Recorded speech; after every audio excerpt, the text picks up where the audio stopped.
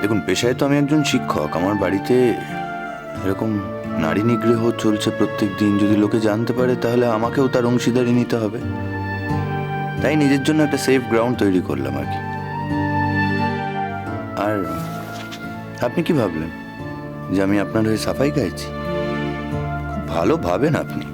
মানে I must say যে আপনার ভাবনা শক্তি খুবই জোরালো। দেখুন, বিদ্রুপ করে কথা বলবেন না একদম। হ্যাঁ, এই কথাটা ভুল বলেছি, কিন্তু আমি মোটেও চাই না আমার কোনো ভালো মন্দ কিছু নিয়ে আপনি আর কোনোদিন কথা বলেন। আপনার কথার আমি এতটা দাম দেব সে বিশ্বাস আমার প্রতি আপনার আছে? আচ্ছা, তো আমার ব্যাপারে এরপর থেকে কারোর যেন কোনো রকম দরদ উতলে না ওঠে, আমি বলে দিলাম, ব্যাস। পরে যখন আমাকে কথা শুনতে হবে তখন তো আর কেউ সামলাতে আসবে না। আমার বুঝি আপনাকে সামলানোর কথা? তো একবারও সে কথা বলিনি। তাছাড়া এ বাড়িতে আমাকে সামলানোর লোকের অভাব আছে নাকি যে আপনি আমাকে... এত অপমান সহ্য করে এখানে পড়ে আছেনই বা কেন?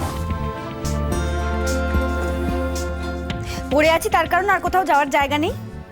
আমি তো জমেরও অরুচি, তাই। না না, জমের অরুচি বলেই যে আপনি কারোরই রুচিসম্মত নন তা তো নয়।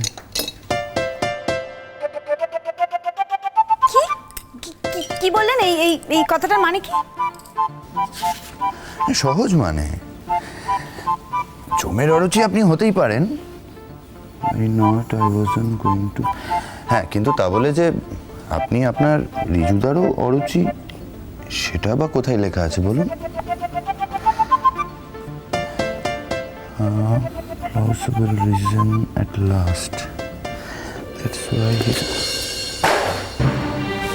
কি করলেন এটা? কি পেয়েছেন কি আপনি শুনি? আপনি সবসময় আমাকে এরকম ভাবে অপমান করেন কেন? তার থেকে তো স্পষ্ট করে বলে দিতে পারেন যে আপনাদের বাড়িতে আপনি আমায় আর রাখতে চান না। তাই ভালো। আমি চলে যাবো এখান থেকে। আমি আজই চলে যাবো এখান থেকে।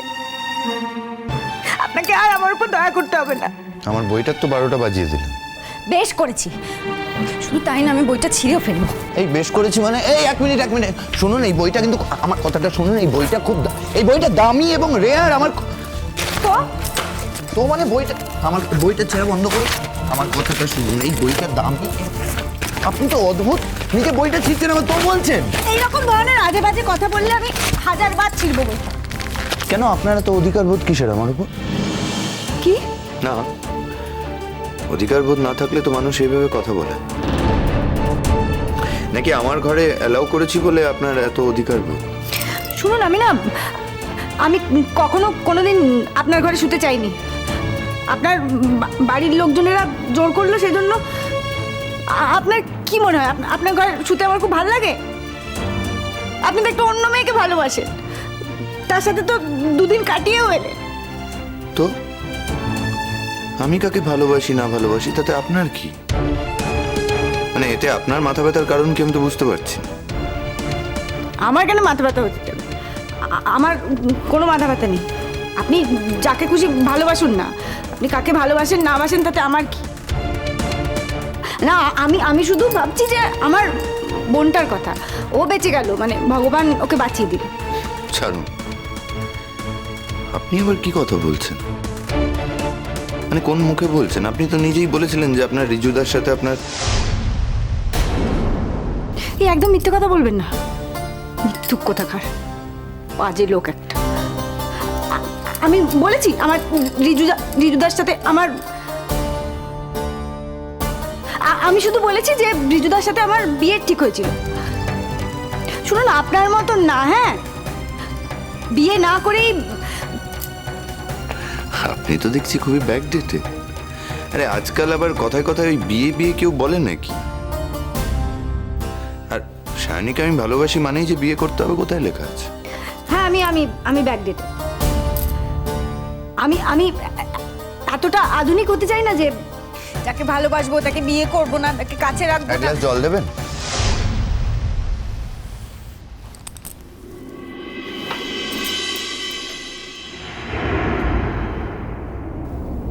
কি হলো নতুন বউ, তোদের ঘরে এলুম দুদণ্ড কথা কইব বলে তুই হাই পাই করে কোথা চলে যাচ্ছিস? হ্যাঁ, চ চ চ ভেতরে চল, চ চ। ও চাঁদ বাবা, বসো। ভেবেছিলাম তোমাদের ঘরে তো আর কোনোদিন আসবো নি, কিন্তু আজ যা করলে আমার কথাটা তো আমি আর রাখতে পারছি নি। তুমি একদম মুখ বন্ধ করে দিয়েছ। আমি তো তোমাকে চিনি চাঁদ বাবা, খুব ভালো করে জানি। অন্যায় দেখলে আমার চাঁদ বাবা নিজের জীবন বাজি রেখেও প্রতিবাদ করতে পারে, আমি তো জানি বাবা। একটা মেয়ে তোমার হাত ধরে তোমায় ভরসা করেই বাড়িতে এসেছে, তাকে যদি সারা দিন রাত এমন ধারে নির্যাতন করা হয় তাইলে কি আর তোমার মান থাকে বাবা? দেখো না মেয়েটা সারাদিন কি খাটান খাটে, মুখ বুঝে খাটে, কিচ্ছুটি বলেনি কো। তারপরেও সবাই কেমন ধারা ব্যবহার করে বলো। এই তো সেদিন আমার সঙ্গে নকি পুজোর জোগাড় করছিল, উমা তোমার মা দৌড়ে এসে তার নড়া ধরে টেনে তুলে, সে কি কাণ্ড! আর তোমার বাপ এসে এমন ধারা ঠেলা দিলে মেয়েটাকে, মেয়েটার হাত টাতখানি কেটে গেল। মামুনি ভাই চুপ কর, তো স্বামীকে সত্যি কথাটা বলবো নি? স্বামীকে বলবো নি তো কাকে বলবো? সব সত্যি কথা স্বামীকে বলতে হয়।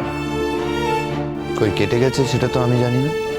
আমার মতো একটা মেয়ের হাত কেটে গেল কি কি গেল সেটা জানার আপনার কি দায়? আমলো চাঁদ বাবা, এ হলো কি অভিমানের কথা। মেয়ে মানুষ তো নিজের স্বামীর উপর অভিমান করবে না তো কার উপর অভিমান করবে বলো দেখিনি বাবা? আমি তো কত করে বললুম আমার কাছে আয়, হাতে ওষুধ নাগিয়ে দিই, তুললে আমার কথা কানে। বললো ও মামুনি, হাতের কাটে ওষুধ নাগিয়ে কি হবে গো? হ্যাঁ, আমার কপালটাই তো ফাটা। ওষুধ আছে তোমার কাছে, আমার ফাটা কপালটা জুড়ে দিতে পারবে? সে তো জুড়বে না, আমার হাতের কাটে এমনি সেরে যাবে।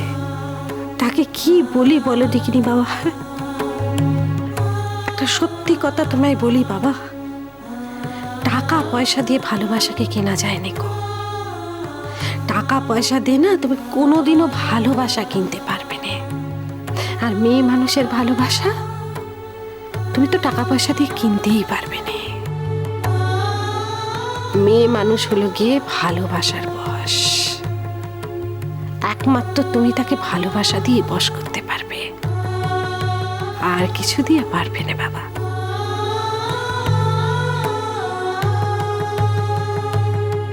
করবই তো তোকে মোটা। এটা একটা চেয়ারা হলো? হ্যাঁ, হাওয়া দিলে উড়ে যাবে। শোন, যা যা খেতে দেবো তোকে সব খেতে হবে।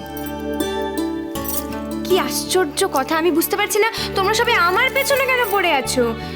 এখানে তো আরেকজনও আছে, তার কিরম চেহারা, বীর পালোয়ানের মতো। ছুটি ছুটি আসলে কি বলতো, শিল্পীদের না অত মোটা সোটা মানায় না। ভুলে গেলে চলবে না তো আমি শিল্পী, তাই না? হ্যাঁ, শিল্পী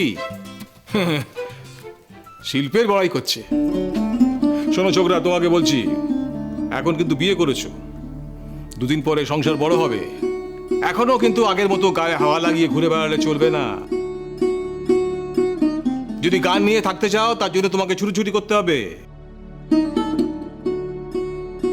ঘরে বসে গান গাইলাম আর পাড়ায় দুদিন ফাংশন করলাম, ওতে মনের শান্তি হতে পারে, কাজের কাজ কিচ্ছু হবে না।